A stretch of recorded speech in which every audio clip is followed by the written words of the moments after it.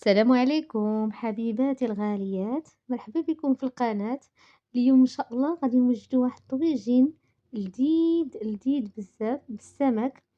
طاجين معلق. غادي نحتاجو ليه سمك الميرلا أو الميرلون اللي غنكونوا تبلناه ليلة قبل.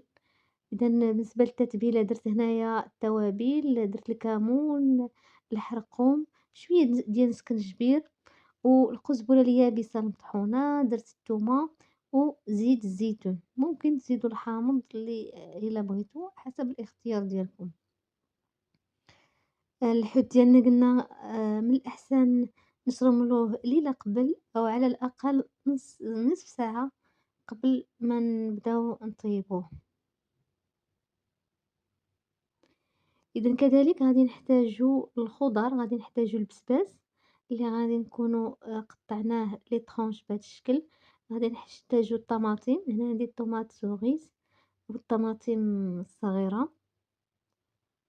غادي نحتاجو كذلك البصل اللي قطعناه هنايا هكا على هذا الشكل جنيوحات. غادي نحتاجو العويدات ديال المعدنوس. بالنسبة للشرمولة درت أنا المعدنوس اليابس حيت ما متوفرش عندي المعدنوس الطري. إذا كانت متوفر عندكم ممكن ديروه. غادي نحتاجو هنا الفلافل ديجا مشويين ومحيدة ليه القشرة ديالهم، وغنحتاجو جوج مزيودات. آه إذا في واحد الطاجين غادي نستفو البصلة ديالنا. وعلى فكرة اللي ما تعجبوش اللي ما كتعجبوش البصلة مع الحوت يكتفي غير بالبسباس، حتى بالبسباس بوحدو كيجي الطاجين زوين ومعلك. اذا نكتفيو بالبسباس، نديرو البسباس في قاع ديال الطاجين وعاد نستفو عليه الحوت، وكذلك غادي نزوقوه من الاعلى.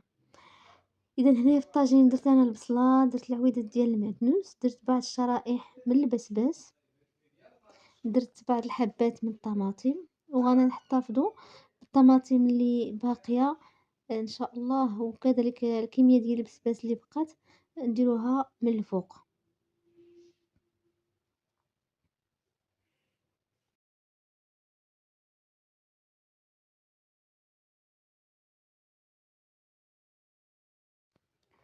بالنسبه لهاد لاصوص كنزيدوها من الفوق، ما كنضيعوهاش. كذلك كنزيدو شويه د الماء كنرويو به الطاجين ديالنا.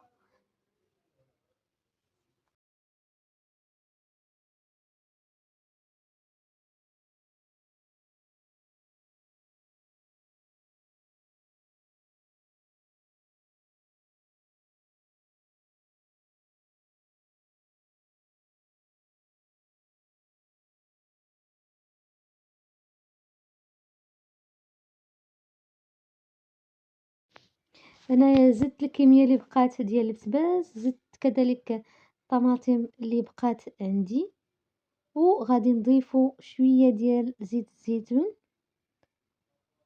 وكذلك غنتبل الملح حسب الذوق وصافي، وغادي نردو الطاجين ديالنا يطيب.